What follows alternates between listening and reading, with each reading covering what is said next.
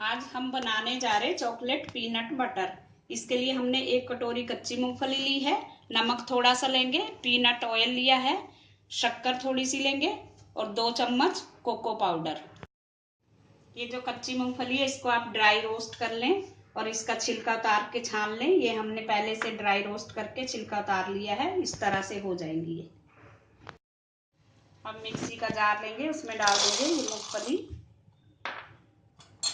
और cocoa powder का 1 चम्मच डालेंगे।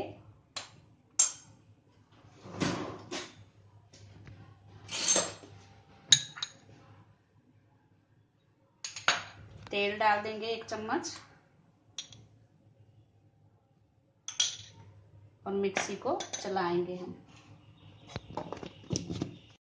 ये हमने मिक्सी को चलाया थोड़ी देर, इस तरह से हो गया। अब इसमें हम डालेंगे शक्कर हम 2 चम्मच डाल देंगे। अब फिर से हम मिक्सी में इसको चलाएंगे। ये हमारा चॉकलेट पीनट बटर बन चुका है। अब इसको हम किसी बर्तन में निकाल लेंगे। हमारा चॉकलेट पीनट बटर खाने के लिए तैयार है। ये बहुत ही इजी रेसिपी है, फटाफट बन जाता है और हेल्दी और पौष्टिक भी है। Thanks for watching. अगर आपने मेरे चैनल को सब्सक्राइब ना किया हो तो प्लीज कर दीजिए। Thank you. लाइक करें, शेयर करें, कमेंट करें।